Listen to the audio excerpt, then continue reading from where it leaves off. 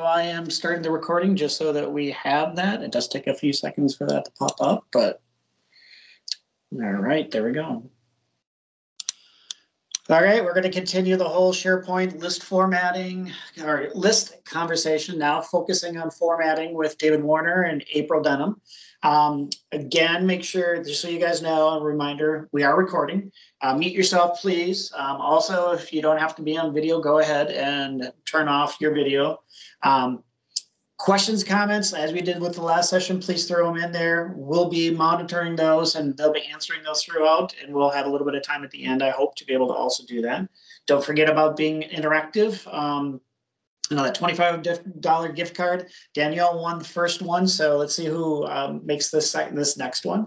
And then don't forget to take the survey at the end of the day. Otherwise, it's over to you guys. Thank you. Awesome. Thanks, Don. All right, everyone. Well, thank you for attending this SharePoint list formatting more than meets the eye. This is going to be a fun session today. You may have seen this in the past. We've added to it because there's an hour and a half. We're actually kind of combining one of our newer sessions that's going to be around advanced list formatting with some of the basics that you're going to see here. So we're excited to share kind of a conglomerate of the two together. This is the Minnesota M365 Fall Admin Workshop Day. So please socialize and drive awareness. You can use the @M0365MN. You could always say Skull too, Vikings, and of course hashtag M365 Workshop Day to drive awareness on the social networks that you use. We also want to say thank you to all of our sponsors for this event. Even though it is a virtual event, there are still costs associated to it, and so it's always great to see that organizations and companies are still supporting the driving of the community collaboration through these events by sponsoring them and assisting in that way. So thank you, thank you, thank you. My name is David Warner. I am a Microsoft MVP, member of the P&P team, work for Catapult Systems. I am a huge sports fan, but an even bigger fan of the community. As you can see behind me or on the screen, I love to collaborate with everyone in the community. So please don't hesitate to reach out if you have any questions after this session. You can reach me on Twitter at DavidWarnerII or david@warner.digital. And of course, with me today, the one and only April Dunnam. Thanks, David. Happy to be here. Hey, everyone. April Dunnam. I'm the Power Platform Advocacy Lead at Microsoft, former MVP in the Power Platform and all that. Love the community. Very involved in the Power Addicts and anything Power Platform related and the PNP and all that. Feel free to reach out to me after this if you have any questions. You can find me on Twitter at April Dunnam. I also have a blog at aprildunham.com and a YouTube channel if you want to see any more list formatting and Power Platform videos after this. Awesome. Thanks, April. Well, let's take a quick look at our agenda for the day. We're going to move pretty quickly through the out-of-the-box SharePoint list features. What you see now in Modern, maybe Modern is new to you. It's been around for a while, but we know some are still migrating from Classic to Modern. We're going to go over a list formatting overview. We're going to go through the column view and form formatting options that are available to you. And then we're going to dive into some of that advanced list formatting that we mentioned at the beginning of the session. So we're going to cover things like dynamic filtering, integrating Power Automate, converting HTML to JSON. We know that we call this low code, and JSON can still be somewhat frustrating, but HTML maybe is a little bit more familiar to you. So this is a tool that you can use to start learning how to construct that JSON. We're going to see how to integrate Power Apps, and we're going to see how you can integrate VS Code if you're comfortable in that space to write your JSON and connect it live to your list formatting definitions directly on SharePoint. So a lot to cover today. We got an hour and a half. Buckle up. We're very excited to show you all of it. So let's start off with some of the out-of-the-box SharePoint list features. Now, again, if you're just moving to Modern from Classic, you may have seen some improvements in the list experience devoid without list formatting. So in the past, you had to shuffle between pages. A complete refresh of the page had to be done for you to be able to add new items, edit existing items, etc. So all that's gone now. It's a single page app experience. Things fly out from the side, or you're able to edit directly in line. You can move your columns around. You can add columns to your list. All kinds of things are done just directly right there on the page with instant updates without having to refresh the entire thing. And with this comes a custom formatting like wizard. We'll talk about that in a moment. But all in all, this improved experience out of the box without list formatting is still good, but it's not transformational, right? We don't feel like we're quite getting that Optimus Prime lists rollout experience or anything like that yet. It feels a little bit more like GoBots, right? Now I'm dating myself, but if you remember back when Transformers first came out, GoBots were like the off-brand. You can even see in the picture here, it looks a little bit more like a McDonald's Happy Meal toy box, right? A little rough around the edges, just not quite as cool. That's what it really is. But we don't have to live in the GoBot world. We can actually get that transforming like experience. So let's take a quick look at what list formatting as an overview provides us. So column formatting, this is the ability to update the look and feel of the data in a singular column, right? So when we think about a list, we're able to look at it here. We have our lists and our columns. We're talking about those individual columns of data that we can make changes to. Now, for all of our formatting options here, it's important to note that if it's new to you, you're never actually changing the data that's in your list. The data is preserved. You're just changing the presentation layer, and in some cases, to some degree, the functionality of the content. You're actually creating functionality within your list formatting. It only lives there. Again, you're not modifying the content. You're not replacing the content. It lives behind the scenes in the list. It's always preserved. Just changing the way it looks, feels, and to some degree functions. Now, view formatting, that's the ability to override the entire list experience on a row by row basis, right? So if we think about our list in this case, we have our rows here. Instead of having to just touch an individual column like we would here, we're able to change the look and feel of the entire row, right? So now this starts to feel like a really rich experience, custom dashboarding, data visualization. In fact, many cases you create a view formatting definition and it's going to rival some custom web part experiences. And in all honesty, it's hard to tell the difference in many cases, especially with some of the advancements we'll show you today. Form formatting is the newest sibling on the block. That is the ability to adjust like the header and footer formats. We saw some of that in the last session by Shafina, so great job. And we're able to adjust the body. We're also able to dynamically adjust the form. So if only certain elements on our new form or edit form are applicable, we don't have to include them if it's not necessary. And we'll see an example of that today. April will show that to us. So this is all great. And from a description perspective, what does it look like when the rubber hits the road though? Well, here is an example of out of the box list as we know. It's just a basic list experience, right? We're used to seeing this. It's columns of data. In this case, it's a title of a name and a Twitter ID. Here is a column formatting experience. So what we're doing is we're taking that Twitter name right there, since that is a very repeatable property within Twitter, tied to an image that we see in Twitter. We can actually use that to construct a URL to go grab that image. So that's what we're doing here. So we're grabbing the Twitter images from a location and displaying it based on the value that we see there. Right, and so you can see that that's just adjusting the individual column. The original title column is preserved, nothing has changed there, and we're able to adjust that. Now, it's important to note also that you can only ever have one column definition applied to a single column at a time. It's a little different with view formatting though, because there are multiple views within a single list. So each view can have its own list. So we see here, what we've done is we've actually taken the same information that was stored in this list, and now we're changing it on a row by row basis. And it's added a whole lot of extra flair to it. You can see the drop shadow, the rounded corners. We'll talk about the inclusion of the map. That's not actually just a static image. It's using a live feed.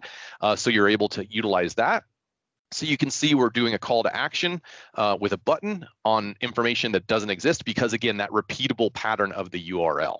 Right, so a lot of information. We're going to walk you through all of it and show you how you can take advantage of it and also take advantage of some of those advanced features. So to get started, I'm going to kick it over to April, and she's going to provide us a demo of custom and column formatting. Awesome. Thanks, David. Yeah, so really today what we're going to be doing, we're going to be starting with some of the easiest ways that you can get started with list formatting, and we're going to build up from there and show some more advanced topics. So I'm going to start with by far the easiest way to get started with this, and that's custom formatting. So when we talk about custom formatting, let me open up this list here. A very simple list we have some title columns, date, choice, and booleans. We have some out-of-the-box wizard-like experience that we can use to customize and format these columns. So, looking at this choice field, for example, I can pick this, I can go to our column settings, and we'll see this option for format this column. That's going to open up the panel to apply our column formatting in this instance. And what you're seeing here in these options is background colors, choice pills, and conditional formatting. Those are the custom formatting wizard-like experience out of the box options that we have to easily get started with this. One of my favorite ones that we're talking about for choice columns is this choice pills. So in a lot of the Microsoft List demos that you were just seeing in the previous session, actually use this out of the box. So if you're using any of those templates, you probably saw this particular formatting example. All it really does is have a nice little background shading, rounded effect over your choice values. So you see, as soon as I clicked on that, it applied some styling for me. And we have the ability by clicking on this Edit Styles button to be able to define this a little bit more. So you see, it's smart enough to know out of the box that here are the different choice values that you have for this particular column. So in my instance, I only have two. I have transformers and GoBots. And we're able to apply specific formatting depending on which choice we have. So for GoBots, for example, I might click on this little formatting button right beside the choice, and we can see some additional styles. So it's kind of like a layered process. So here's what we get out of the box. We can choose maybe the different color for this. So we might have red for GoBots, like a dark red there, and I can change that easily through that panel. And maybe for transformers, I want to change that to a green, a dark green. This isn't all that we have though. If we click on that formatting button again, you might have noticed that we have this option for more styles. So we can take it a little bit step further here. So rather than just applying that background color, we can do things like change how big the font should show. Whether it should be bold or italic or underlined. We can change the text color because depending on what color you're using for the background, you might need to adjust the text color that it shows. And one of my favorite features there is the icon functionality. So out of the box, we have a few different icons that we can put on here. So for transformers, I might want a thumbs up next to that. And it's just as easy as that. Now, you might notice though, as we're going through some of these properties, with the icons in particular, we're a little bit limited. We can only have, it's about 10 different icons or whatever we have here that we can choose from. So that's where we might want to go beyond this if we want to do something more custom than just a simple background fill or adding in an icon. So this is all we get out of the box with this, but sometimes it is enough. So I can click save, and there my styles are applied in the column. But if we want to do something more, one of the things that I love about this is it can get really advanced. So in this case, we have a list where we have two numeric values. So we have a before and an after value. So we can actually use this list formatting capability to compare the values and do some kind of comparison between two different columns. So I might be only applying formatting to this after column, but I'm able to reference the before and be able to tell, say, maybe is this after value higher or lower than the before value.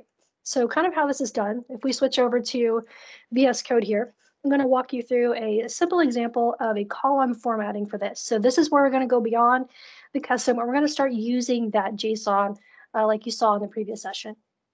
So really all we're doing here is I'm going to do some comparison. And if you've used Excel formulas or calculated formulas in SharePoint, then you're probably familiar with this. It's very similar to those Excel formulas we use. But we want to inject an icon. So I want to have an icon that's going to go up if the after value is higher than the before, or down if it's lower. So what I'm doing here is I'm adding a class called icon name, a property there, and I'm just using an Excel expression. So I'm saying if, and I'm referencing my other column name after. I'm saying if that value is greater than before, show an icon called sort up. Otherwise, if it's less than, show an icon called sort down. I'm going to take this one a little bit step further too. If we look, I have another property that's going to be beside the up and down arrow. And I want to be able to actually get what is that difference. So this is where we can go beyond just checking a value in another column, but we can actually do some mathematical calculations and comparisons. So I can say if the after value is greater than before, then I want to subtract after from before. So I'm doing math here. Otherwise, we're going to subtract before from after to get that difference, whether it's positive or negative. So I'm going to copy this, and you can take a look at what this simple, not even 30, that's about 30 lines of code, JSON code does for us. So I'm going to go to my after value. We're going to go to column settings and format. Now, instead of using any of these out of the box options, we're going to go to advanced mode, which will give us a text box where we can paste in our JSON. I'm going to paste that in. One of my favorite features of this is this preview. So if I'm not sure if this is the first time I'm doing this, if this is going to work and break my list, and I don't want to break it for everyone using it, I can preview my formatting, make sure that it's working before I actually apply it. Because once I hit save, everyone that has access to this list will see this on their end. I can see that it works. So there's the icon that we added. We even added some color coding that you might have noticed with a class that we applied. So green if it's positive and red if it's negative. And we're doing that mathematical calculation to get the difference between the two. So pretty cool to be able to do these comparisons across columns in your formatting. Another thing that I think is pretty neat with this is the ability to even change what a particular column is doing and how it functions.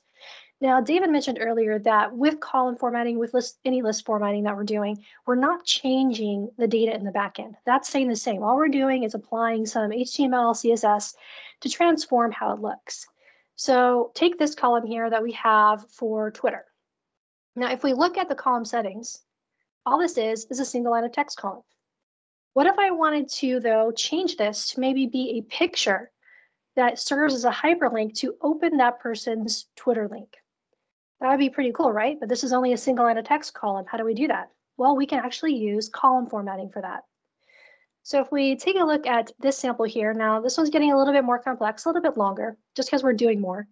But this is where David mentioned earlier that if you know a little bit of HTML and CSS, it'll be relatively simple to do some of this formatting, because all we're doing in this instance is we're going to put in an A tag. So we're going to wrap the data that's in there, the Twitter profile name, inside of an A tag, which is a hyperlink in HTML. And we're going to point that to Twitter, and we're going to reference the current field, so which is the Twitter display name. So it's going to get the link to open. Then in that A tag, we're going to have an image. So we're going to go out to this URL. We're going to paste in the current field, which is the user's Twitter name, and add JPEG to that. And that's going to surface up the profile image of that user and make it a hyperlink. So that's really all there is to it. And just referencing some of the data in there. So if we copy this and go back to our list now in Twitter, we're going to go into the column and format this column back into our advanced mode there, and we'll paste this sample in, click save, and there we go. So you see, as soon as I did that, that value, now if I hover over it, you see it's still persisting the actual text value that we have as a tooltip, which is another cool thing that we can do with this column formatting. You see that my mouse clicked to a cursor, a pointer, rather than just the cursor. So that means that tells me that that's a hyperlink. So now if I click on any one of these, like Bo here, you see it takes me right to their Twitter. So pretty cool how we're able to change even what that column is actually intended for and doing with some of this simple JSON that we have. And with that, now we're going to show how we can apply these same concepts to our views. Like David said, we can have multiple views in a list, and he's going to walk us through how we can transform some of those. Awesome. Thank you, April. So really cool stuff. Let's dive directly into the demo of what we can do with view formatting. We're going to continue in the social profiles theme here. What we're looking at now is a little bit more of a complicated or more detailed list, right? So we've got the same title and Twitter that we started out with. That's no problem. But we've added in 3 additional columns: country, state, and province. Now, this is only using 2 countries. So you can see that even with only 2 countries, it's a lot of, I don't know, holy data, right? It just looks a little frustrating to see. You've got holes where state is not applicable for Canada. You've got holes where province is not applicable for United States. And so it's fine. The data is factual and it provides you what you need. It's not the easiest to read, though. Not only that, when you go create new data, then you might even get more confused if you're not familiar with all of the territorial organizational structures of the country. In this case, we're only using 2, but we've got state and province. So April's going to show us a really cool feature, how to make that a better experience with form formatting later. But for now, we're focusing just on wanting to make the list a better experience, the display of the list. So how can we do that?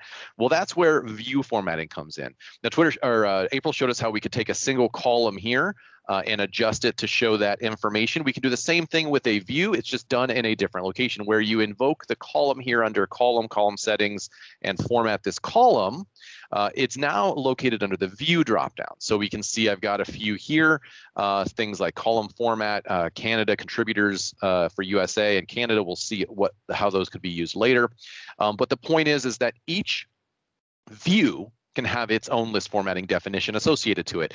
So that really creates a depth. And because we can get so creative with the view formatting, you can create different styles of dashboards for a complex collection of data within a list for different purposes or different audiences. And each of them can have their own view to associate to that, rapid dashboard, which is pretty cool.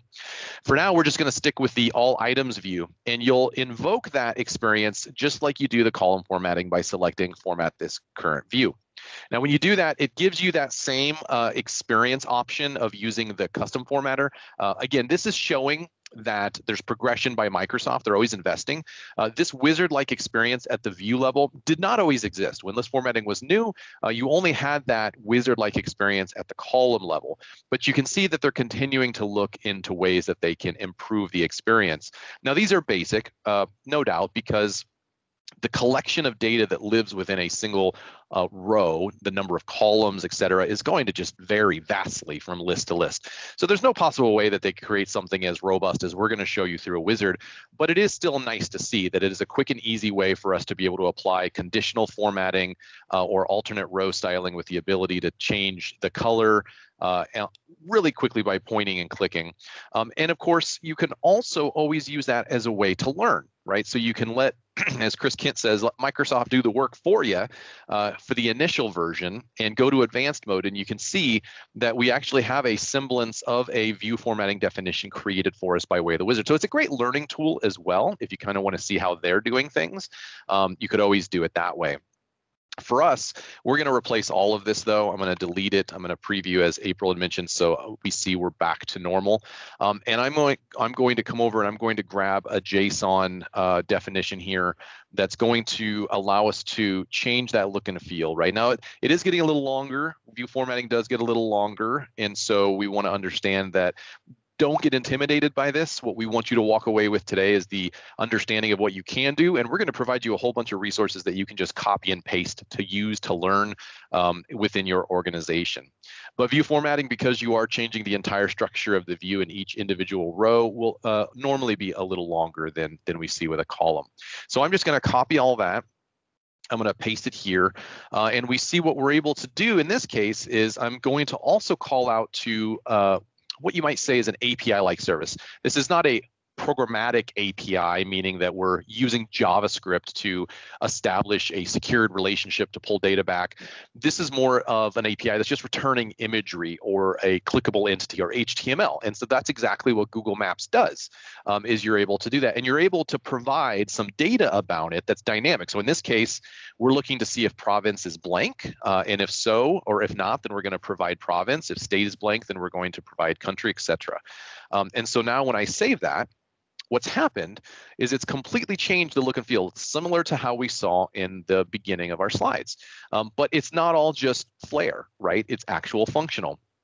And we're actually combining some of what we did in the column formatting experience here within View. So always keep that in mind too. Whatever you see being done in a column formatting sample, you may not see a parallel view formatting sample for that, but know that you can use that logic in a view formatting, just like we are here.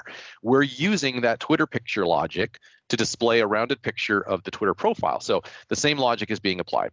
Then we're creating a call to action here with our button, right? So I'm able to create a button there. And then of course the Google Map link. Now, it's not like it's stalker level down to the address to find an individual person, but we know the general country and state they're located in. So I can still click on like follow Chris on Twitter, takes me to the Twitter profile, but the actual information from Google is clickable as well.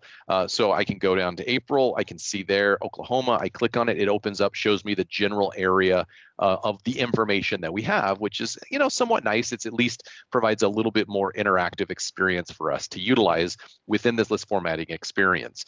And of course, we'll show you later how you really can step this up a notch by utilizing the out-of-the-box list web part. So very, very functional. Now, what if we wanted to combine all the techniques we've seen so far? So we've got comparative logic, right? We can compare things as April had showed us within the the mathematical equations, the two number differentials, calculative comparison. So we're doing mathematical, and then there's also conditional logic, right? So we could change the display of something based on a condition, and we're kind of seeing that here with the state, province, and country. Well, let's take a look at another view formatting opportunity here, and what we're looking at is 4 grades spread across 4 quarters. Now, this is representative of grades in school. We always got a numeric grade when we were in school for each quarter, and then we would get an average as the year would progress, and we'd get a letter grade based on the number and the average as we progressed as well. The example we're going to show you here is applicable to any collection of numbers, though. It could be financial. It doesn't need to be quarters. It could be weekly, monthly, daily. It could be whatever cadence or segmentation that you would like to utilize within your list. In this case, we're just looking at 4 distinct numbers across what was represented by 4 quarters. Now, I'll show you the definition here. Again, this is probably the longest one we use yet. It's well over 500. Now, you'll see a lot of close brackets on new lines. So some of that is fluffed up just to make it easier to read, but it's also very repetitive, right? So in this case, we're doing some text content and we're displaying that conditional logic, right? We're saying that if it's a specific grade greater than or equal to, then it's a B plus, and that's where that condition. Some teachers may say, hey, a B plus has to be 89, right? Or an A plus has to be 100%, right? But some may say, oh, well, 99 is worthy of an A plus, so you can do that in a conditional format. And what this is using is Excel-like expression. So if you've ever written Excel formulas, you're going to be a pro at list formatting. You can absolutely accomplish that using the same skill set. And while this is over 500 lines, it's very repetitive, right? We just see that in this case, it's just changing the use case of the Excel expression for each quarter and taking that into account. So don't get overwhelmed. Very simple when you break it down to its most basic components. So I'm going to come format this view. I'm going to go straight to advanced mode. I don't need any of the wizardry. And I'm going to paste that in, and I'm going to preview, and that looks good. And so I'm going to save it. I'm going to close it, and we'll take a quick look at exactly what we're doing here. What we're doing is we're taking the each individual grade, we're averaging it out, right? So we are taking that number for each quarter right there, and then we are also averaging it as we go, and then we are taking that conditional logic to apply whether or not it's a B plus, an A, whatever the letter grade it is that we want to apply. So very powerful when you combine it all together. It's a much more comprehensive to understand in this perspective using just 4 single numbers to do everything we've done here. So very, very powerful. Now, let's talk about form formatting. So I'm going to hand it back over to April, and she's going to show us a little bit on how we can format that form. Thanks, David. Now, I know this was covered a little bit in the previous session, so I'm just going to kind of go through some of the basics here. Form formatting is one of the newest capabilities that we have with list formatting. So all of this that we can do is going to be the JSON approach. So we don't have anything like we showed with the column where it has the kind of out-of-the-box wizard experience. This is all going to be JSON required. But what we can do with it at a high level, we can show or hide columns. We can do multi-column layouts to kind of configure the body of our forms, and we can inject headers and footers into our forms. And what I really love about this is it really can make it to where some circumstances where, say, you might have had to use some custom code or maybe Power Apps to do something simple. Like we've all been there. We've had to go down creating the Power Apps route just so that we can show and hide some columns, based off of some conditional logic, right? That's kind of a little bit of a too much for the just Power Apps that you need there. So being able to do this with list formatting is really huge. So let's walk through a demo of how some of this works. And to start off, I wanted to take the social profiles list that David was just working on, because one of the things he mentioned when we go to add a new item, we're seeing that we have a country. And so if we select, Canada, United States, but we also have state and province. So from a user experience, this probably isn't ideal. We don't need to show state and province all the time. It should really be conditional. So if I select United States, then it should show state. And if I select Canada, it should show province. Now, again, this is something where traditionally, if we wanted to do this, we probably had to maybe turn to Power Apps just to be able to do something very simple like this. Now we can use list formatting. And how we're going to do this is when I have this new form open, at the top right-hand corner, you'll see this format button. And one of the options we have is edit columns. So not only can we go to the section to quickly change the order in which columns show up in this form, So no longer do we have to go to the gear and go to our list settings and do all these clicks just to get to this. We have a simple one-stop shop for this. So I can uncheck any of these if I don't want them to show. I can drag and drop and reorder and all that. But one of the things that you'll notice, if I go to say state here, we have these 3 dots, and an option we have is edit conditional formula. So that's where we can put in a formula to dynamically show or hide this particular column. So I can do something as simple as what we're seeing here. So I can say if country equals United States, set the visibility of this to true, otherwise set it to false. So again, the same Excel-like formulas that we've been using for our column formatting. So all I have to do is paste that into here, click save. And when I do that, you'll notice that that turns gray. That lets me know that I do have some formatting applied to that. And I'm just going to go in and edit the conditional formula for province as well. And we're going to use the same thing. We're just going to change the value to Canada. So if country equals Canada, true, false. And we're going to paste that in there and save. We need to do one more save to apply our columns formatting. And as soon as I do that, you see that those 2 columns disappeared here from my new form. But now if I go to my country and I select Canada, province shows. And if I select United States, the state option shows. So very simple way to do some of this conditional logic to show and hide values. That's one way to do it. Another thing that we can do, if I open up a separate list that we have here, we have where to go, asset manager. There you go, that's the one I want. So this list has quite a bit going on. If we click the new button here, you can see we have a lot of different fields, and I've already applied some form formatting to this. So this is kind of shows a lot of the stuff that you can do as far as formatting the body. So what I did here is I've injected some headers, and I've grouped my forms columns here into different sections, basically. So we can do section headers. So I had a header for info where I show information like the asset tag, manufacturer, model, and then owners and status. So this is something where it's really simple to get started and use. Now, if we look at an example of this for the form for the body, to apply that format, this is all that I did. So we can use a property called sections, and we can define what sections we want. So we'll put in a display name. So I want a section called info. Then we're going to show the fields that we want in those sections, which is what I did here. I'm listing out the display name of the fields that we want to show within each section that I have, and you're just rinsing and repeating. So I just copied that format, and where we go to apply these is in that same section that I went here in the new form in the upper right-hand side. But instead of going to edit columns, I'm going to configure layout. So this is the same area where we'll go to show and hide our columns conditionally or configure that, where we're going to go to apply this custom form formatting, and where we can even go if we wanted to customize our forms inside of Power Apps. But I'm going to go to configure layout here, and now we'll see all the text boxes for the JSON. And you'll see for the body, that's where I pasted in that sample that we have here. Now, the other thing that you'll notice, we have to select where we're going to apply the formatting to. So we can do, like I said before, a header, body, and footer. I also have some things in the header, but you notice on the new form, it's not showing, because that's, I'm able to conditionally tell, is this a new form or an existing form? So if it's new, I don't need to show any information in on the header. But if it's existing, I'd like to show some information up at the top to make it a little bit more visually appealing. So what I'll do is I'll go back and I'll click on one of these items and say this one, and we'll go to edit. Now you see we have this nice big header where I show a big picture of the image of what this asset is at the top, some information about what it is, the asset number, and I even have a short link here to email the manufacturer, which is going to go and open up Outlook. So it kind of shows everything that we can do with what David was kind of showing in list formatting and the view formatting there. We can also do in form formatting. So it's just a matter of applying those styles and kind of what this one looks like. If we wanted to take a look at that really quickly, the header, I'm just getting in some information. I'm checking to see what the status is, and based off the status if this asset is available or not, I'm going to dynamically change the background color that shows there. And we're going to just pull in some information about like the model and the asset type and all of that into the header and format that. So that's really all that's going on. And that's how simple it is to get started with formatting like we see here. So with that, I want to turn it back over to David, and we're going to talk about how we can take this further. And I think he's going to show us some dynamic filtering.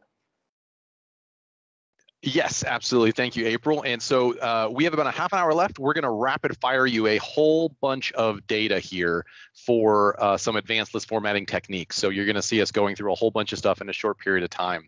And as April had mentioned, we are going to start with dynamic filtering. Now, what is dynamic filtering? Well, it's the ability to take a list web part, and let me go ahead and bring that page up, and filter another list web part based on something selected in another one, right? So what does that mean? Well, what I've done is I've included here, can you guys see me okay? I see that. I think so. Okay, sorry, I just saw the video froze on me, so I wasn't sure if it was if Teams was just completely blinking out. So we've got our social profiles web part here. Now I'm going to edit that. It's just using the out of the box, and we added that Twitter column formatting to it. But I've got another view that goes down just to the Twitter pic, right? So if I apply that, what it does is it now only shows that single column. That's a view.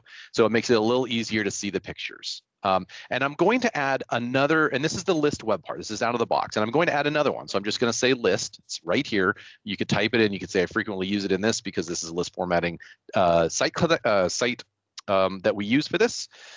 And so it's always there at the top, but if it's not, you could just type list and pick it there.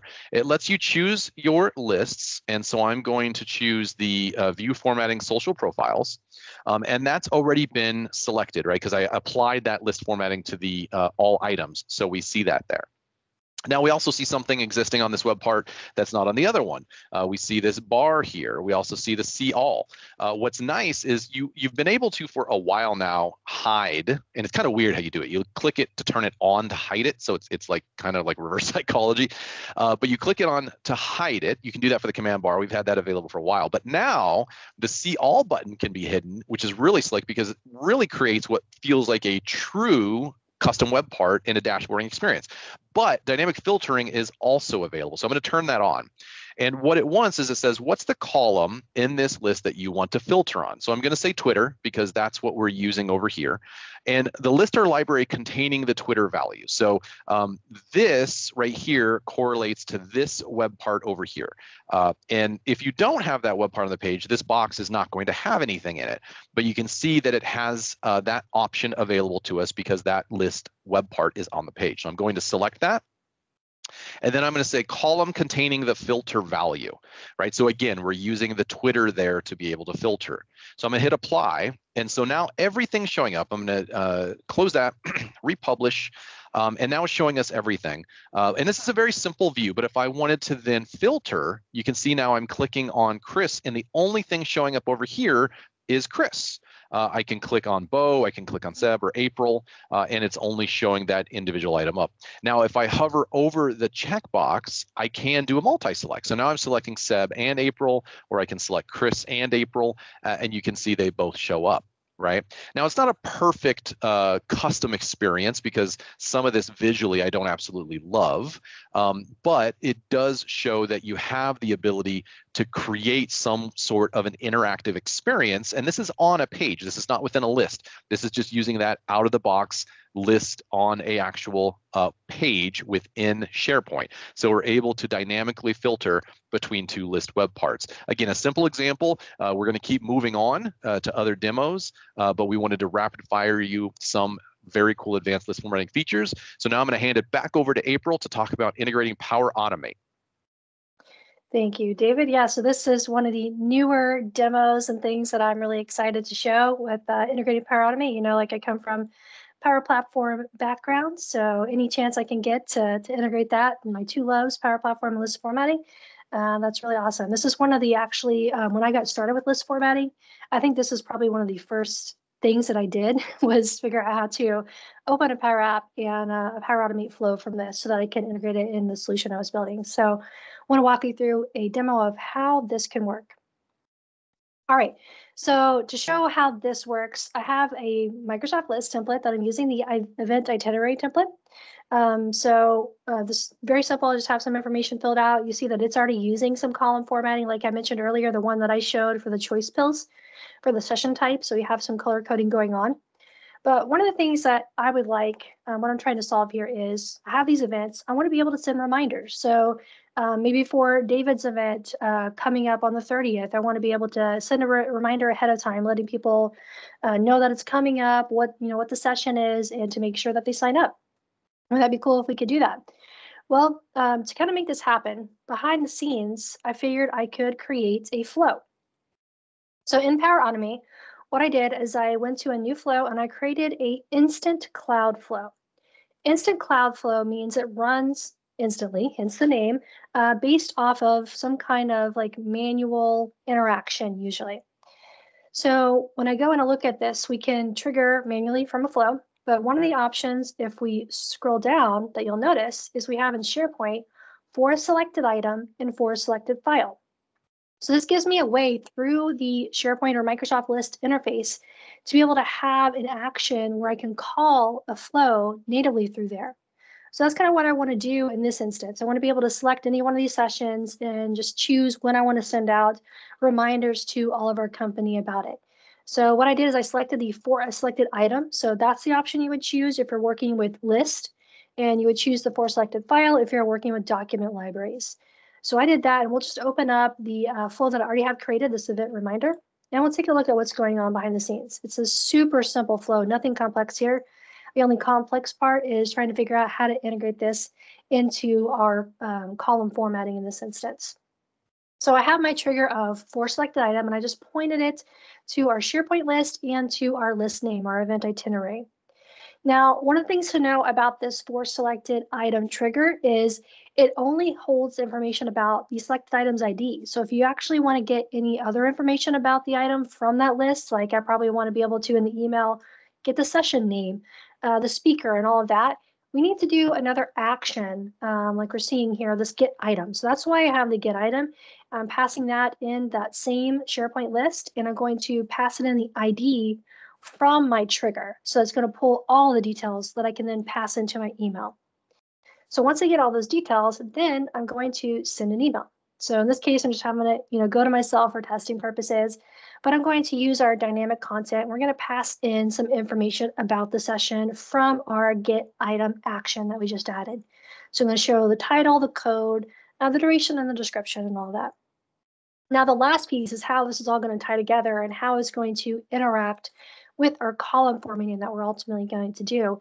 And you'll see we have an update item action. So after I go through and I send that email reminder, I want to actually go back into this particular item. And one of the fields that you see I have is called reminder. Now, if we go back to our list and take a look at this reminder field and look at its settings, I'm just using a single line of text field here for simplicity. So if I have never sent a reminder, I want that to just be blank. If I have sent a reminder though, I want to put in the word sent, just so I know that a reminder's already been sent and I don't need to do that for that item. So that's what I'm doing in my flow. I'm going through the update item and I'm just setting that reminder value to sent so that I know that that's done. Now, how do I integrate that inside of my list so that there's a button or something that I can click inside of this particular column to send the reminder? Well, we can use this nifty column formatting. Again, not super complex, very relatively short. So what I want to do is I want to have maybe an icon in here, and I want to be able to click on that and have that execute my flow. Now, before I dive into this format, I did want to address some of you who have used Power Automate before might be wondering, well, why wouldn't you just click on the file, click on Automate, and then find, there you go, the event reminder and kick it off that way. As you saw, I had to first click on the item, then I had to click, it was what, 3 or 4 clicks that I had to do just to get to the screen to start the flow. So that's why I don't want to do it this way. It can get really buried down, and I want to reduce the clicks for my users. So that's why leveraging column formatting, all I have to do is pretty much 2 clicks. I'll have to do the initial click and then 1 to just say, okay, click off the flow. So it's going to be much better from a user experience standpoint. That's why we're using this. Now, looking at this sample a bit further, now this is a sample that is available on our PMP repo, so there's not much you have to change here. The only thing that you really need to change is this guy here. So we have this property called action params, and you see we have an ID. What this expects is the ID of your flow that you want to call. So I'm going to show you how we get this GUID here. So I'm going to go back into Power Automate. And right now we're in our event reminder flow. Now what we're going to need is to look at this URL. So if we inspect this URL a bit and we compare the sample, so see we have that 4B. So there's two different GUIDs that we'll see in this URL that we have. This default, that's the name of your Power Platform environment that you're in. So we don't want that GUID. What we want is after the flows property, we have this long GUID, and that's what you're going to want to copy. So you're going to need to click into your flow that you want to execute, and we're going to copy that GUID, and that's what we'll paste right in there. So that's really all that's needed to customize this. The only other thing that I did was here in the class and all that. So based off of, you know how I was setting the reminder, the word sent in there, if I did send out the reminder. So really what I want to do, if the reminder is sent, then I want to change the color to green. Otherwise, I want it to be red. And if we scroll down too, another thing I'm doing is injecting an icon. So if the reminder is sent, then I want to show like a check mark circle, letting you know like that action is done. Otherwise, I want to show an icon called reminder time. Now that brings me into something else. Where am I getting these icons? How can I tell what icons are available? Well, there's this nifty little site that Chris Kent put together called Flycon. So if I want to get any kind of icon and see what icons are available, all I have to do is explore this site. You can see you can filter by different categories here, whether I want like weather or logos. That's one of the really cool things too. All the logos for the Office products and other third-party products and all that, we can interject those easily. But all I did was I searched for reminder, and because I know that's what I wanted to show, and I have about 4 different options here. And I believe this was the one that I went for, was this reminder time option. So if I want to use this in my column formatting in this case, I just went over and there's a little nifty copy name button. And we want this name of whatever the icon is. And we'll just paste that here into, in my case, the icon name property that I'm using. So really useful sites. One of the favorite things that I love doing with column formatting is putting in icons, because it just makes your list so much more visually appealing and intuitive. So I love this nifty resource. So I don't have to go hunting down various sites, trying to figure out what icons I need. There's just so many that I can search for. I can filter based off type and all of that. So really, really useful site. Definitely check out flycon.io for that. And then the last thing I'm doing is I'm changing the text that's going to display in this column. So I'm going to say if reminder value equals sent, then I want to show the text sent. Otherwise, I want to show the text send reminder, letting the user know that an action needs to take place. So that's really all that's going on here. This was the most important piece, is knowing where to put in and how to get the ID of your flow. And I'm going to copy this and we'll see how this works. So we'll go back into our list here. Now I'm going to go to this reminder column. We're going to go to column settings and format. And we're going to go to our advanced mode again. And let's paste this in and click save and see the magic happen. So you'll notice I left one column with the value set. So there is our green checkmark icon that we got from Flycon, and it is all green with the word sent. For all the rest, however, you see that we have this little clock and then the word send reminder, and it says a clickable button. So I can go into, say, David's session here. I can say send a reminder. So you notice one click is all I had to do to make that Power Automate flow panel open up on the right-hand side, whereas before, the other way, I had to click at least 3 times just to get to the screen, right? So it's ultimately 2, so I have to click on that to open it up and then click run. But now this is going to go through and it's going to kick off my flow. And we can look back. One of the things I love about Power Automate is you can easily tell if something worked or not. So I can see my run history and I can see just 5 seconds ago this ran. I can go into it, and if anything didn't work, we get these nice green check marks or a red X if something didn't work for whatever reason. And now I can go check my email. I should have a message with that information there. So let's see, there we go.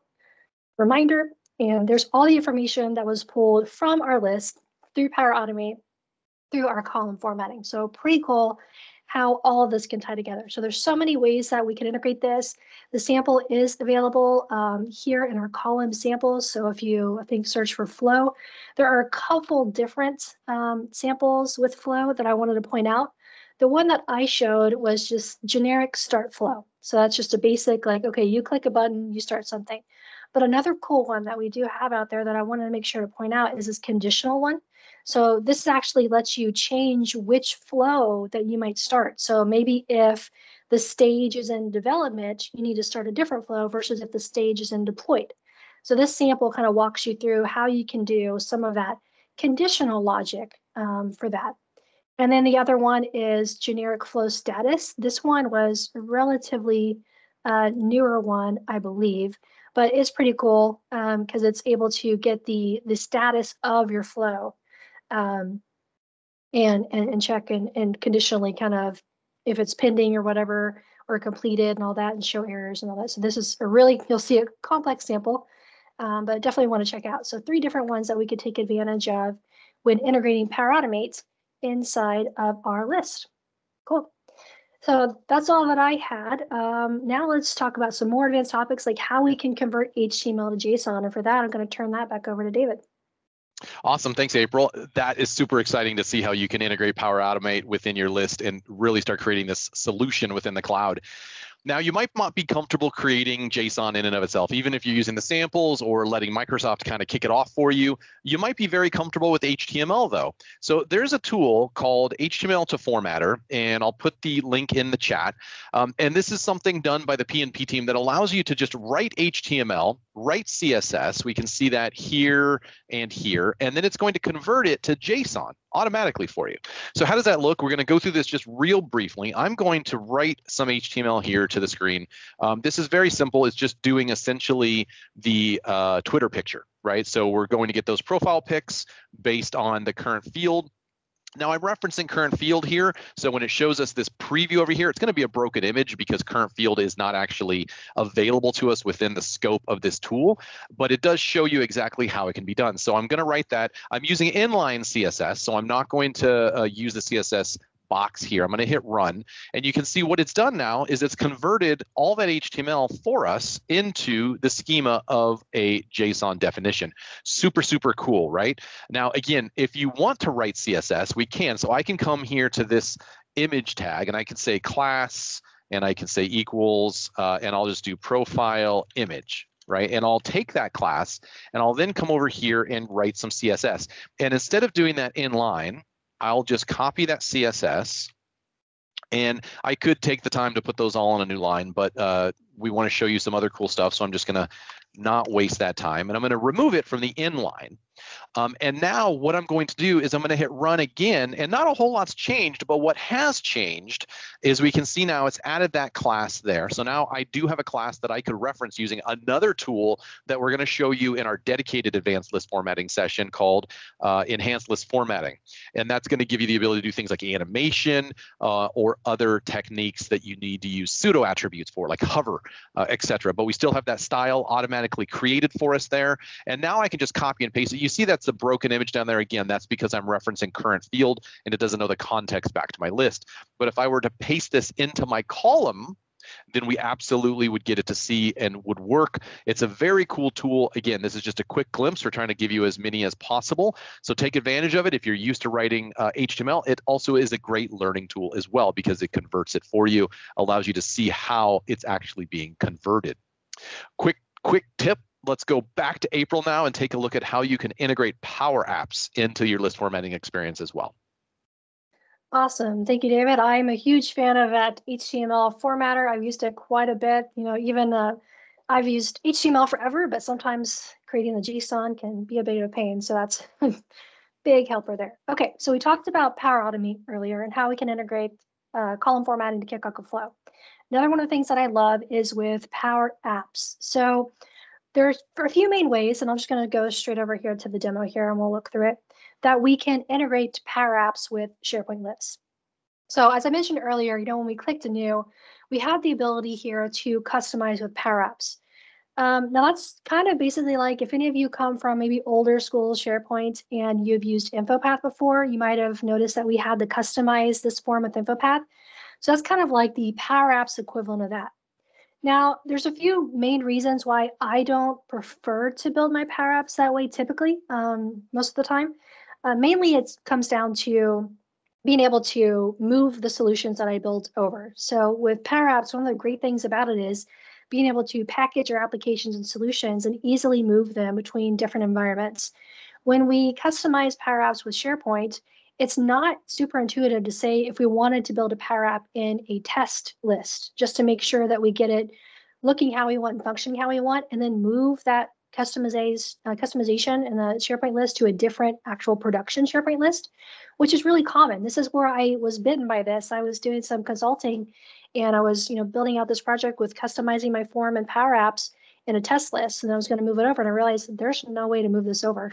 Once it's there, it's tied to that. You can't use the solution behind the scenes. You can't move that solution over. So you're pretty much building in production, I guess is what I'm getting at when you do the customize with Power Apps option here. Now that might be okay in some situations, and I built Power Apps that way when that was acceptable, but just keep that in mind, and that's one reason why I might not want to use that.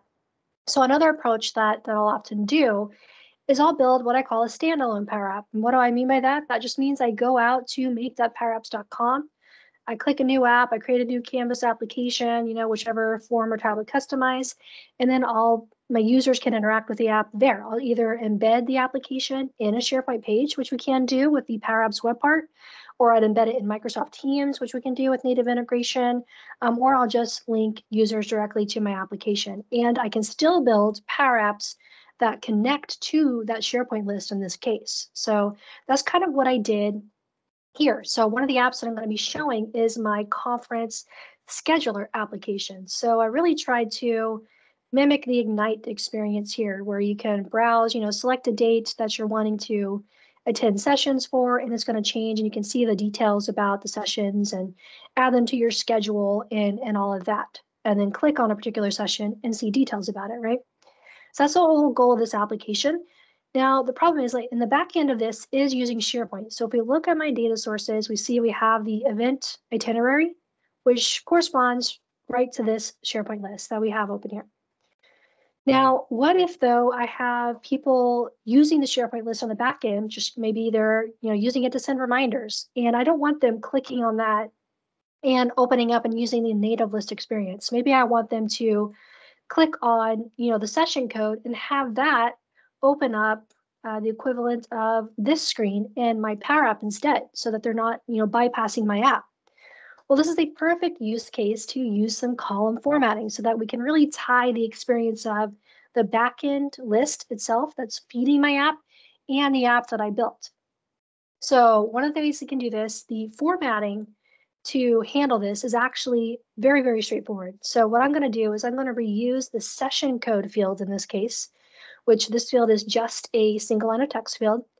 And I'm going to make this a clickable hyperlink that will go then open up my Power App. But rather than, if we look at my Power App, the main screen, the landing screen is this. Now, this isn't very helpful because ideally what I want to do is when I click on one of these events in my itinerary, I want that to go and open up to that screen that has the details of that particular event, right?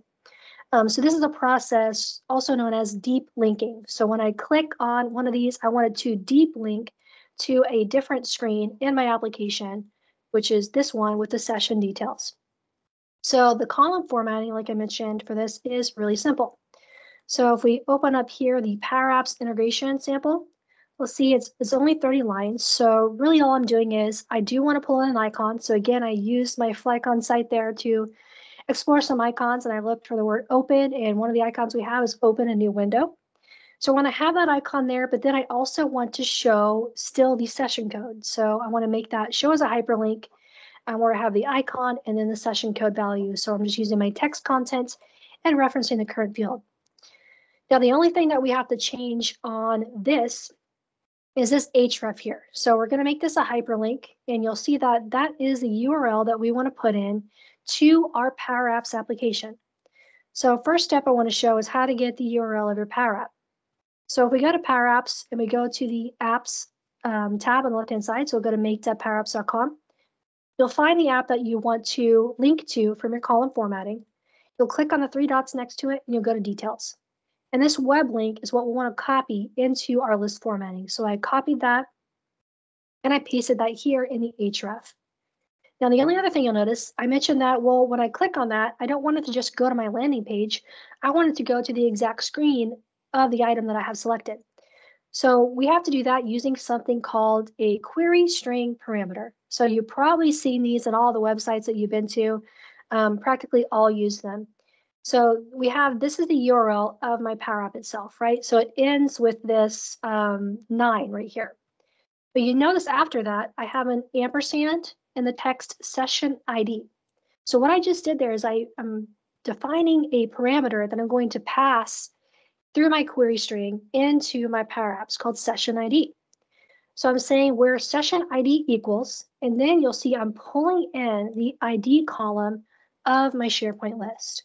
So it's actually going to pass in a query string parameter of my ID into my Power App for me. So pretty cool that we even have the capability to do that. So this is all that's needed from the column formatting side of things. So I'm going to copy this and we're going to go back to our list. In our session code fields, format this column in advanced mode. And when I apply this and click save, you see there we go. We have our hyperlink, our little icon and the link. Now, we can't just stop there. We have to do some configuration in our Power App to make this fully functional. So we need to tell our Power App that to look out basically for that query string parameter. To do that, we're going to go to our applications on start. So I need to first check for a query string parameter called session ID, and we can do that easily in Power Apps. So Power Apps uses a formula language called PowerFX, and that formula language, similar to the list formatting examples we've shown today, is based off of Excel. So again, if you've used Excel and you know the formula language, then this should be relatively straightforward. So we're using a property called param for parameter, and all we have to do is in parentheses and in double quotes, pass in the name of the parameter that we want to check. So I'm basically just saying, hey, is there a parameter called session ID? And if there is, I want to set a variable to use in my application. I want to go set the variable called selected session and look up in my event itinerary. I'm going to get the ID since that's what I'm passing in the session ID. And I'm going to compare and get the item that matches the ID that I passed in as a parameter. And then I'm going to store that in a variable so that I can use that in another screen. Now, the only other thing that I have to do here, now that I have that data stored so that I can use it on my screen, is there's a different property that's new that I wanted to point out in Power Apps on that app on start and the app property called start screen. So if I did pass in the session ID parameter, I want to move to my screen called session details, which has the details about the session. Otherwise, stay on the landing screen if someone's just using it normally and pulling it up. So I'm just doing that same check. I'm going to say, is there a session ID parameter? If so, take me to session details. Otherwise, take me to landing. Now, the only last piece of the puzzle here, I feel like I keep saying, but there's more. There is one more thing that we have to do. So we're able to figure out if there's a parameter and move to the right screen and look up the details in our SharePoint list about that. Now we just have to go into the session details screen and just do some mapping. So in this case, I wanted to pull in the title.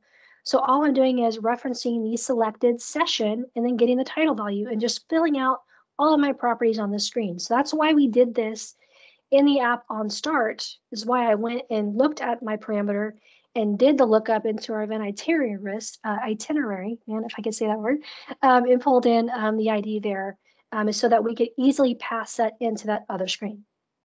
So bringing this all together, let's just take a look at how this works. So I have my column formatting already applied, and now I can click on one of these, like maybe this one, my Dataverse for Teams one. And you see it opens up a new tab. There's my event scheduler Power App, and it took me right to this screen. It bypassed the landing screen, recognized that I passed it. And if you look at the query string here, there is our session ID parameter, and the ID value is 2. So it passed that in. Our Power App read that thanks to our app on start. And thanks to our app start screen, it routed us right here. And I see all the information about the session, and I can even RSVP there, and even session evaluations and details. So that's really as simple as it is. And this app sample is actually available on my GitHub. And I do need to put that on our PNP Power Platform Samples GitHub too. I just haven't got around to that. If you wanted to check it out and see how it works and how it integrates. But simple way that we can integrate our standalone Power Apps inside of our Microsoft list. All right. Now, we're going to turn it back over to David, and he's going to show us some cool things that we can do with VS Code for JSON. All right, awesome. Thank you, April. It's so exciting to see all these integrations with cloud platforms, Power Automate, Power Apps, so much available to you. Now, when you're developing and I say developing kind of lightly, when you're developing your list formatting JSON, typically what we've seen so far is we copy paste, we edit it directly into the page, and we maybe make changes. There's not really been a comprehensive way for us to have a nice IntelliSense or anything like that. VS Code is here to the rescue with the addition of a couple of tools that we can take advantage of. Now, if you've thought that VS Code is only for like SPFX developers or heavy development, think again, it is for everyone. In fact, we have a PNP sharing is caring session just on the tips and tricks you can do within VS Code, one of which is live editing of your list formatting definitions. So let's take a look at what's needed for that. The first thing is there is a Chrome extension. Now we know that Edge is based on Chromium now. I call it Edgium, but we have a plugin here by Sergey. Sergey, an awesome MVP in the community. He created something called SP Formatter. Now it's something that you do add to your browser, right? So obviously I've already got it installed. It says remove, so I'm not going to remove it. There's a video here on how you could utilize it and take advantage of it. We'll show exactly how to initiate it in the browser in a moment. Now, in addition to using that extension, there is also a VS Code extension. So if you've worked within VS Code, then you are able to utilize that particular extension. So I just opened up VS Code, and if you're familiar with VS Code, then you just come here to the extensions marketplace, right? You just do that, and you can type SP Formatter. Now I've already got it open, but you see that it's filtering down to that particular extension. Again, it is free. It is available to you for no cost. You do install it into your list formatting, or excuse me, into your VS Code. So I've already done that. You can see that's why I see disable and uninstall, because I've already installed it. So once it's installed in your Edge or your Chrome, your browser essentially, I'll close that, and I will close that. I'll go back to my folder. Now I've opened it in a folder. There's a couple of ways that you need to instantiate it, right? And what I'm going to do is I'm going to bring my two windows side by side. So I'm going to bring VS Code up to the left here, and I'm going to bring my browser over to the right, and I'm going to come over to my list here. Right now, let's say I want to engage on a column formatting. So I'm going to go to column settings. I'm going to format this column. Now I'm also going to go up to my formatter, right? So that's installed right there. I've got it showing up as an icon. I'm going to click on that, and I'm going to say enable enhanced column formatting for this tab. So I'm going to turn that on. That's part of the process. You turn it on for your browser tab. Now nothing's really changed in the browser yet. That's true, right? So I'm going to go to advanced mode here. Nothing's really changed. I'm going to go back to my VS Code, and you have to have it opened to a folder. You can't just have it opened on an empty nothing, right? So you have to have it open on a folder and open on a file. So I've got two formatting definitions here, one that is fully populated, so we'll use that in a moment, and one that is blank. So I'm going to come over to my fully populated. I'm going to grab that, just copy it so it's on my clipboard. And then I'm going to open up my empty one here. And I'm going to invoke SP Formatter by hitting F1, which brings up our command palette up here at the top. And I'm going to say SP Formatter, start a new session. Right. So now what that does is it creates a connection between my VS Code and my browser. It didn't really change over here, right? We see it didn't really change over here in the browser. So sometimes you kind of have to refresh that. So I'm going to refresh that. I see that it's still enabled. I'm going to come to column settings. I'm going to select format this column. And now what you see is that is showing up. Enhanced column formatter is enabled. We see that's turned on. And it's telling me what file I'm actually connected to within VS Code, right? It says VS Code is connected, tells me the exact file name. So there's no question marks around what file I'm using. So now I can paste that in there. And you see, as soon as I paste it in there, I see my content over here in the browser. That's super, super cool, right? And in fact, it immediately applied to my column. So I didn't even have to necessarily click save or preview or anything like that to be able to take advantage of it. So it's a super cool way. And so as I come in here and say, let's say I'm going to make a change to my tooltip, right? So I have tooltips there. Let's say I want to preface that with something like Twitter, right? And so as soon as I do that, I scroll down, we see that's been added right there, right? And let's see if it actually, boom, there it's already been implemented. So I'm actually doing live editing all at the same time. If I did something like, I don't know, 55, change the size of my images, I want to increase that to something a little larger, right, to be a bigger image or a bigger circle like we saw in our view formatting definition. And all that is happening live on demand at runtime as I'm typing it. Super, super cool. I mean, it's really amazing. So take advantage of that as a free tool. You do need it from the marketplace, so I will paste that into the window or the chat window here for the Chrome store. And then when you install VS Code, you just simply go to the extension and search for SP Formatter, and you can take advantage of that by installing it. Again, it's all free, super, super valuable. Let's see, we got about 20 minutes left in this session. So we do have a little extra. We saved some for the end. I'm going to turn it back over to April in a moment, but while I'm sharing, let me go and expand my browser here. There's one more tool that you can take advantage of that you'll see us discussing in our advanced session when it's a dedicated session, but that is the list formatting. Let me bring that over here. The list formatting enhanced web part. Now, this is a web part that is available for free from the PNP repositories, and we can provide you a link to that in a moment. But what it does is it provides you the ability to inject CSS directly on the page. Now, what we haven't been able to do to date, if I go back to the list here, and we look at some of the things that we're doing, we're able to include custom class names. We know that, right? We saw that in our HTML to formatter, so we're able to inject custom class names. But what we can't do directly within list formatting definition is include things like pseudo attributes. Now, what does pseudo attributes provide us? They provide us the ability to change the functionality of our HTML based on a hover state, or we can animate it, right? That's not available out of the box. But because we can include a custom class name, if we could inject CSS directly on the page, then we could add our own CSS that includes those pseudo attributes. So what do those look like? Well, let me bring up this screen here. And so I'm going to edit my page here, and I'm going to go, and you'll see I've got this web part here called Enhanced List Formatting, and I'm going to add that. Now, this is a web part that was created by April, myself, and Hugo Bernier. Now, you'll notice we've got a little bit of a GPS warning. You know, you get in your car and you start driving and you bring up the GPS. It's like, hey, don't be using this while you're driving. There's a warning here that we want to make sure that we highlight. This is an advanced topic, meaning that we are injecting custom CSS directly onto this page.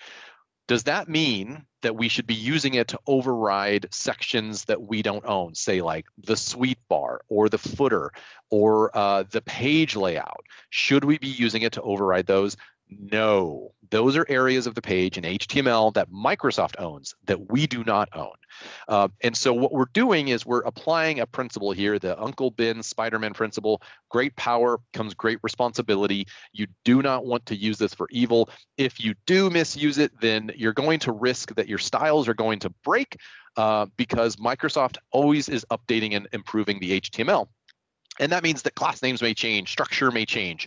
And if you're setting your CSS based on HTML that you don't own, it will break. It's not a matter of if, it will break. It's just a matter of when. So make sure you use this for good. I accept. I'm going to click add custom styles. So it brings out this little panel that allows me to define my custom HTML. And what I'm looking at here on the page is the list web part with just simply a definition that is out of the box, right? So what you're seeing here is the old Polaroid example of taking a photo and we have the name written on the bottom and we're able to take advantage of that. So what can we do with things like pseudo attributes? Well, like I mentioned, we can affect the hover state, right? So in this case, I clicked that you'll notice that it's very subtle what happened. There is a shift that I've applied to these to make it look a little more natural, like they were put on a table. But now if I hover, then it brings that particular Polaroid a little bit more to the forefront of the display, right? So now I'm making an action, and there's a whole principle behind the use of animations. Hugo and I are doing that in Vegas. If you're going to be there, we've got a whole host of animation techniques. We're going to show you some new stuff that's really cool, but we want to make sure we're not doing it without the user invoking it. So that's cool. Now, what if we wanted to take it a step further? Right, so I'm going to now come back up to my custom styles. I'm going to replace that with something else. And now we've done a couple of things. We've turned it black and white. We'll show you why in a moment, but we've also included the use of a custom font. Now, custom fonts you should not be using to override the entire experience, but we know that this is HTML we own within our list formatting definition. So we're using a custom font within the scope of our definition to provide a more natural look and feel. When Polaroids, we would print them out and we'd write something on it, right? The name or the location or the date or the event or whatever the case may be. So now we're using a cursive font, a handwritten font, to make it look a little bit more appealing, a little more natural, more lifelike. What's the use of the black and white? Well, now when I click on it and I hover, we're actually able to do a color shift between black and white to color, which again brings a little bit more attention to the individual item that I am choosing to hover over, right? So now I am making that choice. But wait, there's more. We can actually utilize animations within sprites. So I'm going to come back up. I'm going to select all and replace this here. We're using animations now at this point. We see what's been added is a little heart. And again, all I'm using is CSS. So I'm able to then hover over that. When I hover over it, there's a little bit of a sprite animation that happens. We could link that to some flow that then sets this as a favorite or something like that, right? There's all kinds of things that we could do here, but all we're doing is we're using CSS to change the look and feel of the list formatting experience. Now, again, this is a layer on top of it. So it is dependent on this web part being available, being able to install it. And so it is an advanced topic, but it shows you the depth and breadth of what you can do with list formatting. All right, so now I am going to go back to the slides here, and I'm going to hand it back over to April for a moment because we do have a few minutes. I think she wanted to reference a web part that is also of value that we'll probably be doing a more robust demo on in our advanced dedicated list formatting definition. Yeah, well, I mean, if I have time, I got a demo ready because I really want to talk through this because I think it's really important. So I mentioned earlier how we can embed the Power Apps that we built inside of SharePoint. So, you know, I already did this. Here's an example of where I have our event itinerary list on a page and that Power App. I wanted to talk through the out-of-the-box Power Apps web part. So if I go in here and I do a search for Power Apps, we have our out-of-the-box web part, and that's all that I added here. Now, if we look at the properties, you see there's really nothing to configure here. All it's expecting is for us to put in the web link of our Power App, and then it's going to surface it up here. So it's really honestly a little bit limited. One, you'll notice that we can't really control the width of this. It's actually very narrow. What if I wanted to take up more of the screen or less, whatever my case may be?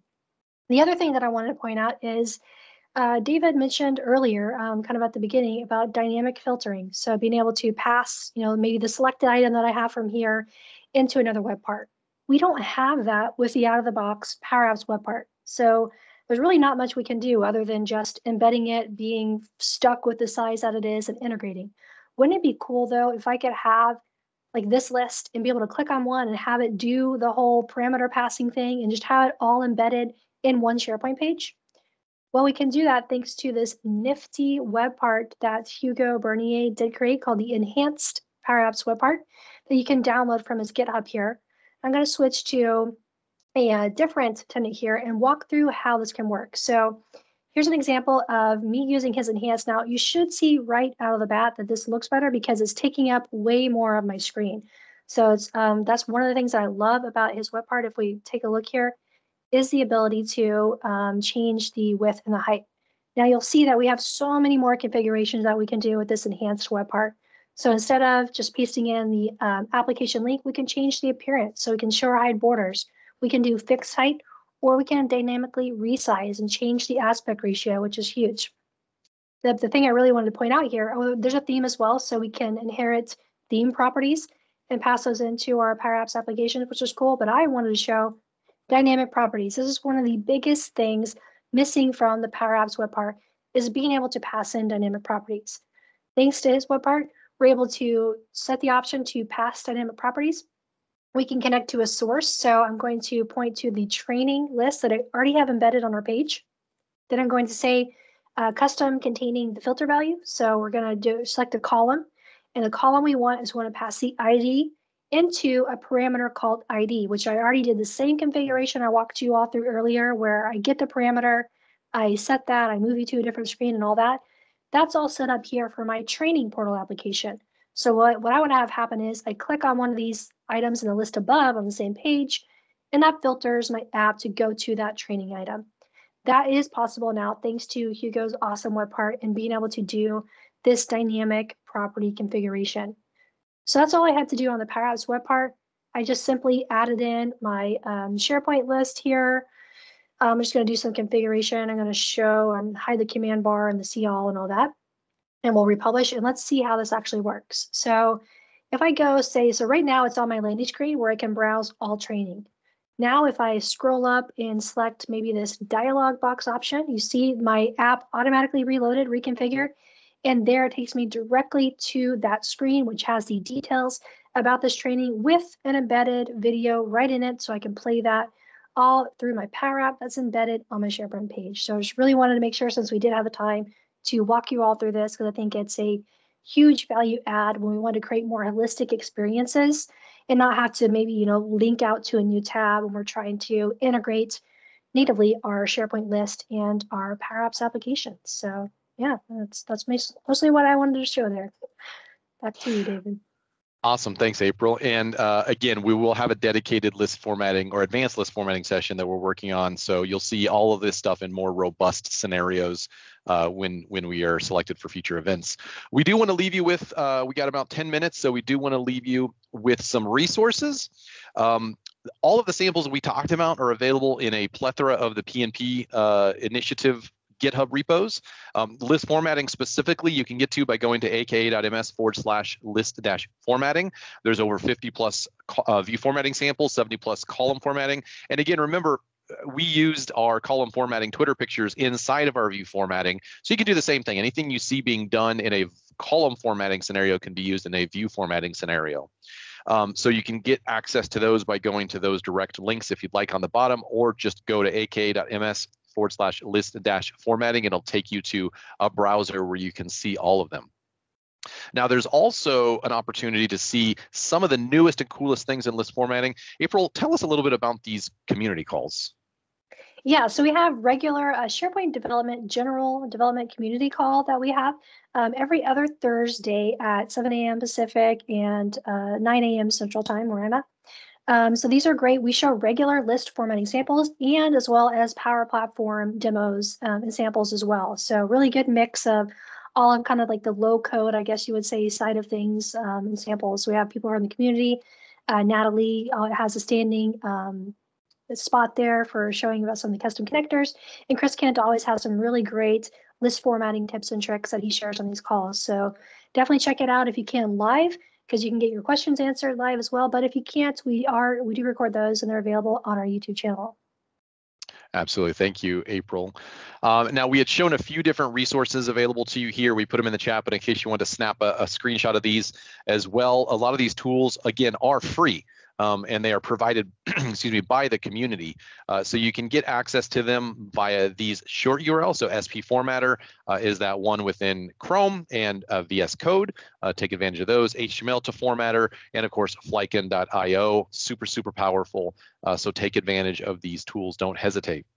Well, with that, we want to thank you all for your time. We're a little early, so if you have any questions, we can answer them, but we also want to be sensitive to the session that's starting just after ours, so there's enough time for the transition if you want to go to another room. So thank you again. Thank you, everyone.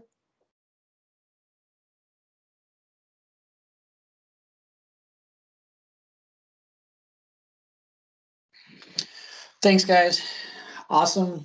I've seen some of the previous versions of this, and this is really, really spot on. So I appreciate all the information you have. Everybody, any other questions you have for April or David?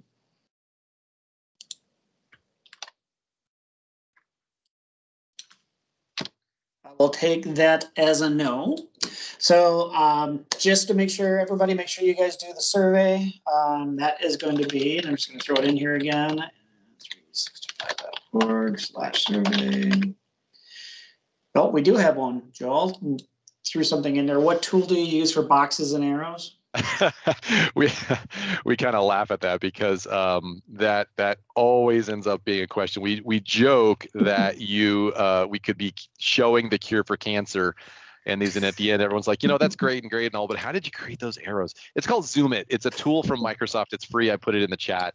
It's super simple. You just set it up. It'll start when your system starts, and you get to know the little keystrokes there. You could also utilize Stream Decks to kind of shortcut them. Control 1, Control 2, etc. will do the zoom, and then you can type. There's also circulars, colors, etc. So super powerful. Absolutely. Thanks, David. All right. Any other questions from the group? Excellent. So then I am going to do a quick spin to see who gets the $25 gift card, and Sydney Thornton gets it this time. So congratulations, Sydney. And we'll follow up with you on that. The next session that's in our list is actually the afternoon keynote. So if you were to jump back onto the other, into that, then you'll be able to see Matt Wade talk about everyday etiquette in Microsoft Teams. So hopefully you're going to join us on that side. Otherwise, we're going to kick back in to this then at 1 o'clock back into the collaboration area. So again, thank you, April and David. Nice job, as always. Thanks. Thank you for having us. Absolutely. All right, guys. See you guys at the other keynote.